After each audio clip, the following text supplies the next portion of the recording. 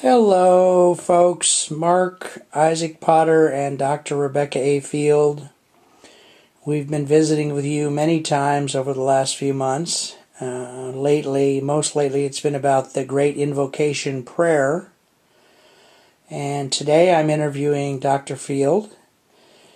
And I've asked her the question if she was going to share something about the Great Invocation Prayer with a person who was new to it, who was not familiar with it.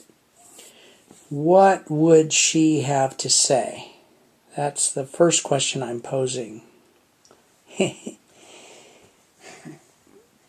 Well, I think that the important thing here is to realize the power of light and love. Those are the two of the three motivating parts of the prayer.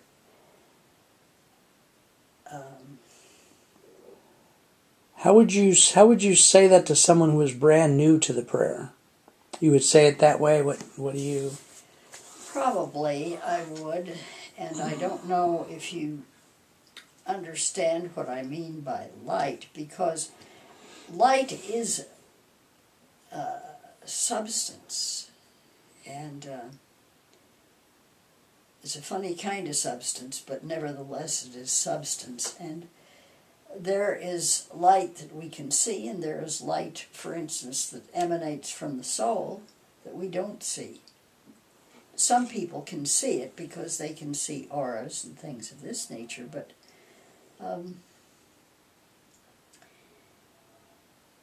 basically the prayer is about light and love and will. Those three things. Very beautiful. Now, as any good interviewer, I'm going to ask, we have three things here. We have light, love, and will. Can you please say more about each one very carefully? So you said the word light first.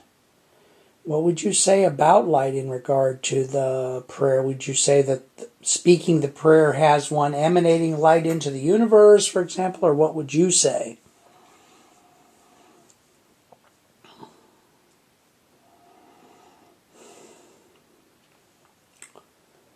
I hope this can be edited. Maybe not.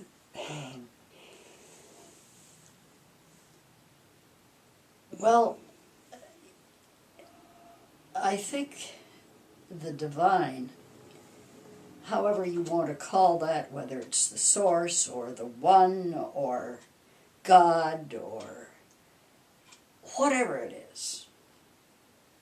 is light. That's one of the characteristics of this thing.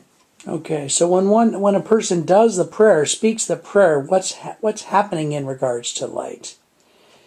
Is the person generating light out into the universe? Are they? Well, I think what's happening?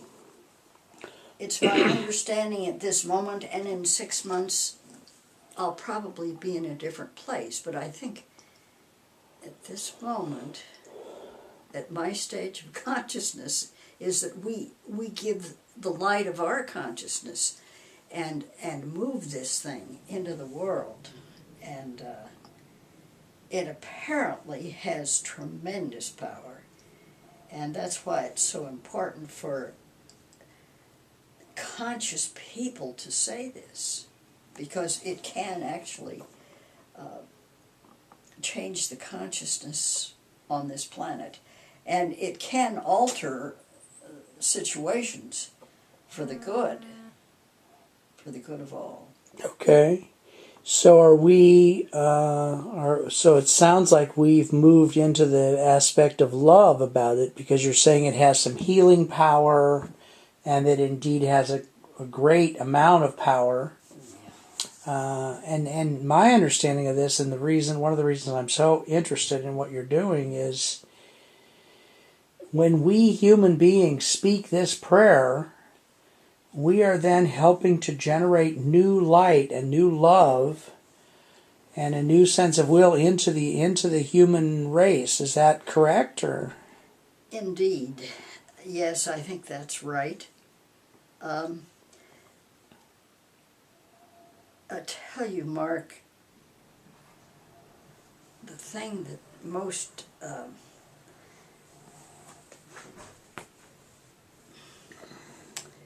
most touches me about this prayer is that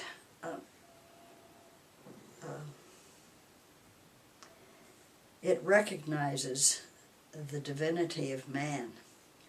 And I think for many people, even certainly most people in Western civilization, this is an alarming new concept. We are indeed part of this plan that can make things better. And we can also be a part of the plan, not the plan, but of things that are not that good. We're a mixture. But